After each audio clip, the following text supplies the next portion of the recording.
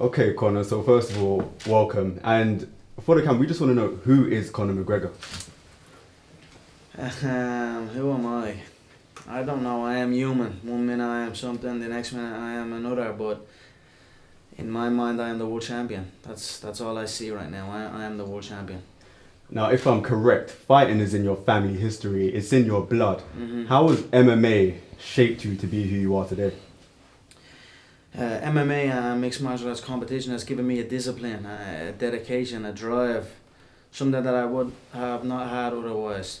So I am happy that I have found this sport and that the sport found me, because as you said, my family's history is bled on the battlefield. The McGregor clan, we fought invaders off of our land way back. My family's motto is Surreal Moran, which means royal is in my blood. So this is something I've been studying a lot on, my family's history and where my people came from, and it makes complete sense to me that I am doing what I'm doing in the manner that I'm doing it, considering my family's name. Now, I've noticed the tattoo you have on your chest. Does that have anything to do with your family and your history? Well, it has. Well, the gorilla is my gym's logo. Well, the logo of my gym is a gorilla, but I wanted my own type. I didn't just want to get the original. I just wanted something to represent that, but in my own way. And I put a king's crown on him because I am the king gorilla. So, do you terms in taking that forward and more branding yourself with a logo? You see a lot of basketball players now. Jordan, he has his own logo. Is that something that you're looking to do? I am actually well ahead of you. Before I signed my deal with Reebok, I was with a brand which I created a logo, the Stickman. It was the Fighting Irish Stickman. It was like the modern day Fighting Irish logo. I have it tattooed on my body as well. It is a logo that has been highly successful in the space of 12 months. We sold over $500,000 worth of product with the logo. Many people have the logo tattooed on them. Now that I am with Reebok, we are working things out and we are getting that logo on my Reebok apparel, but I have already done that. So yeah, I will continue building it. Now, looking at Conor McGregor past the battlefield, which I call the octagon, and more about the style, the swagger, the way you speak. You know, there's a generation of young people looking up to you right now, not just in Ireland, but in the UK. How does that make you feel about these guys looking up to you, looking up to an Irish fighter doing what he's doing? It's definitely something you have to take a step back from. You know, not every time do I want to be a role model to anybody, but this is the way it is. Sometimes I must accept that I am a role model for people, for kids coming up looking up. So, but still, I am only a young man. I am only in this game a few years. I just want to live my own life and not really think about things like that. I like good clothes. I like nice things. These are things that motivate me and drive me to continue. You know, I follow you on Instagram, and recently I've just seen a photo of you with a load of cash, chucking money in the air. Is money something that motivates you? It almost comes off, it's like an addiction sort of. Yes, it is. There's definitely an addiction to money that I have. It's something, I am in the game for the money, for the gold and the money. I feel people who say they are not, they're lying to themselves. So I'm not going to lie to myself. I know why I'm here. I'm after the gold and the money. So that was $1 million in a bank vault in New York City in Queens. It was my win bonus that I received in advance. So, Connor, you know, there's a bit of some controversy around the UFC.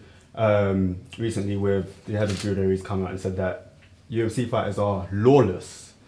And you know, what kind of comments do you have to say about that?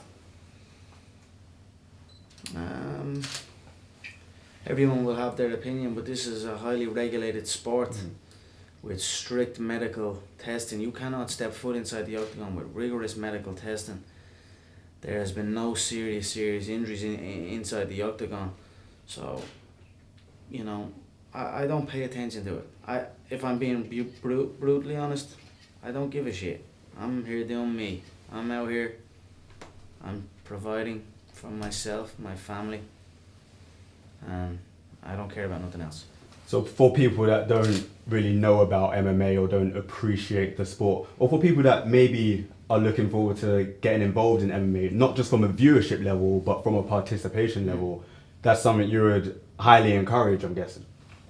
Of course, though, the martial arts way of life will give you focus.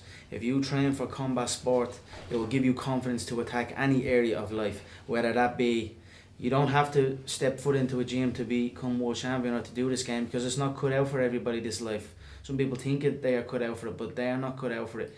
But what training for it is, and what training for martial arts, it will allow you to conquer any aspect. The business side, you could, if you step foot and you can handle yourself, it gives you confidence to go and conquer the business world, the media world, the showbiz, whatever you want to do with your life.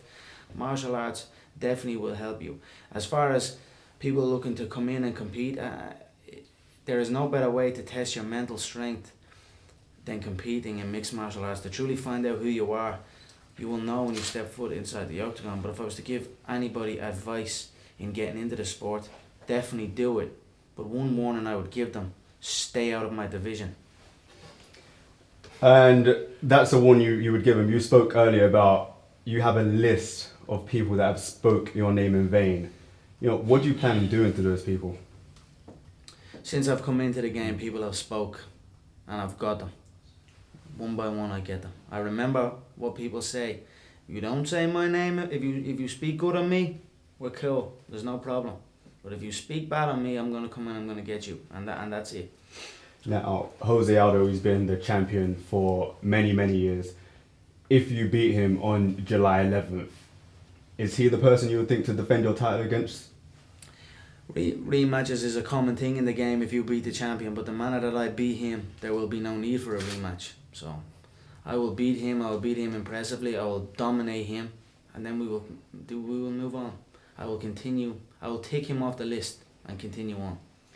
So, continue speaking about Jose Aldo, he's just come off a title fight with Chad Mendes. He's fought Chad Mendes before, and I would have thought that would have been a fight for the UFC to promote highly, even do a world tour like this.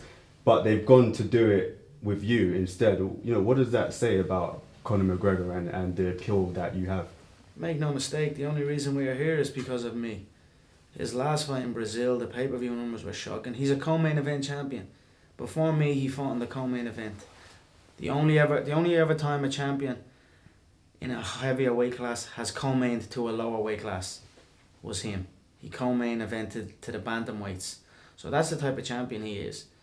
He is the pound for pound co-main event champion of the world. That's what I call him. So we are here now. We are doing it big. When you sign to fight me, it's a different animal altogether. You must deal with this. This is the bubble that comes when you step in to fight me. So for me, I am used to it. But I am happy to be a part of it. I am happy to be doing this. I am happy to be changing the game. I will go in, I will win, and we will continue on this crazy journey. And speaking about this crazy journey, how has this whole world tour been for you? Been on your mentality, been on your psyche? I think it's been up and down. You know what I mean? It's a long road. You're in every different city. I mean, it's been a great journey. But I think it couldn't have went better for me. I started in Rio. I went to Rio prepared to fight. Make no mistake about it, I went ready to fight there and then. So I took that intensity with me from Rio throughout the whole thing. Now we're coming home. Now we're coming to Dublin. Now I'm ending it in front of my people. I'm going to present Jose, the sacrificial lamb, to my people. And then July 11th, I will kill him. And staying on the topic of Jose Aldo and your title fight, he is obviously one of the people that have spoken your name in vain, and he even recently came out and said that he has suspected you of juicing, taking steroids. And with the UFC, there has been some high-profile athletes that have recently been caught for taking steroids, Anderson Silva to say at least. What do you say on that topic of drug take, performance enhancing drug taking? I am happy that we are in a new age. I am happy that these high-profile people got caught, because this is what it takes. This is what it takes for the true martial artists to shine. For these so-called pioneers of the game, people who change the shape of the game, to get caught. Because now we have, and I am also happy we're in Vegas for this fight. There will be strict pre-fight medical testing. We will be tested 2 months, 3 months out, which is what I want. Because as far as I am aware, it seems to be Brazilian culture to take this stuff. I read an interview with his coach where he was saying the UFC must decide, where Jose's own coach was saying the UFC must decide if it's sport or spectacle, because if if you take the steroids out, the fighters won't be as good, or it won't be. But if you leave it in, it will be the best show you've ever had. Something along that lines, and I was actually blown away reading it. Couldn't fucking believe what I was reading. So I suspect he is on something, but I mean that almost just told me that he is on something. His own coach to say things like that. That fucked my head up a little bit. So we'll see, but I'm happy we're in Vegas. I'm happy we have the stricter medical, stricter testing, and I will definitely push for it. You talk about strict testing. Earlier in a press conference, there was a question about health and safety, and looking at high-profile sports again, NFL, American football, and rugby. There's been a huge case of concussions, and of course MMA. You are constantly taking blows to the head, and we see fighters down the line have issues with their brain trauma and stuff like that. You know, what comments do you have to say about fighters knowing when to stop? That's on the fighter. You know, we get the brain get tested before we fight every time, so you know whether you can physically do it or not. But the fighter must also be aware how many shots he's taking, how many heavy round sparring he's doing. People get wobbled and you know they need to take that time off and let it recover and then continue. But some people will be people. When there's money on the line, people will sacrifice their body, sacrifice their health for it. This is who it is. You cannot do nothing about it except what we are doing, which is doing the medical testing, and if it is really severe, the fighter will not compete. But people will find ways. So I don't know. All I know is I care about my safety. I care about my health and safety. So I cannot care about anyone else. You know, I'm focused on myself. Now, if you do win the title on July 11th, you know, what does that mean for Conor McGregor? But not just Conor McGregor. What does it mean for Ireland as a whole, and what does it mean for the UK? I mean, Europe, period. It's huge for Europe. We have recently there's a Polish champion, a female champion, the first European. So now I will be the first male. I think it's Europe's time. It will mean a lot for my country. It will mean a lot for the sport in Ireland. It will mean a lot for the sport over here in the UK. The whole of Europe will take energy from this. I feel most certainly it's Europe's time now. And wrapping up on a final note, I know that Conor McGregor, you are a guy that likes to stay in shape. There's a lot of fighters now that will only get ready during training camp. You know, throughout the time they'll walk around at a much higher weight. Some of them may even have a big gut in them. What does Conor McGregor do to stay in shape, and why is that so important to you professionally and as a fighter?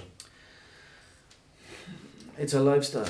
You've got to, you know, don't get me wrong, when the fights of a certain distance away, you can be a little bit more, you can eat a little bit more food, you know, you can be a little bit more loose, but you must stay in shape, you must continue training, you must be clean 90%, you know, way out. You must eat good meats, good quality veg. You know, if you want to have a little treat so far, that's no problem, you know, but stay in the gym, stay in shape, keep on your flexibility, keep on your balance, keep on your diet. It's a lifestyle. You either want it or you don't. There's no half-assed in this game. People who do that will eventually fall. So, where does the Notorious come from? The Notorious comes from the fact that I speak my mind, and I always have done. I've been known to get in trouble for it sometimes, so I am notorious for it. And finally, Nissan, you know, your hot property right now, box office, selling out. You have your own TV show, The Notorious, and you mentioned in the press conference you're looking to making it go worldwide. You know, what has that kind of publicity done for you? What is it like being at the top right now? It feels good. It's good to be king. I put a lot of work into this. I was executive producer on the show. They weren't just filming me. I had a big say in what was broadcast, what way the episodes were put together.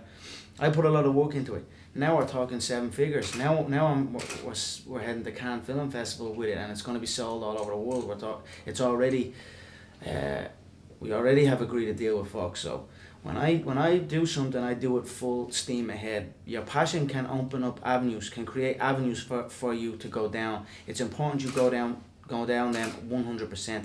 This is something that has presented itself before me. I took it with both hands. I have full creative control on the project, and it has paid off for me. I see fighters all the time, they make these little funny videos about me and they stick them on Facebook and get 20 likes. When I make a video, I sell it to Fox and make 7 figures. That's the difference. Connor, thanks so much for speaking with us today. Appreciate it. Before you go, Yeah. swag check. Suit by David August. David. Is that who's been doing all your He suits? with the last 2 seasons he's been done it. He came out to the suite in Vegas 2 weeks ago. Got the full spring summer collection on. But they're fucking pretty slick. The very slick, mate. Very slick. very Watch check. Audemars. Is that There you go. is that the whole range? Because I see you got a few of them. I've got a few of them. I see you got a few of them. I see you got a few of them. You know what I haven't got though? Good. Enough. Seven figure. Thanks for your time. Hard work, dedication. Hard work. Dedication. Hard work. Dedication. And that's what we stick to.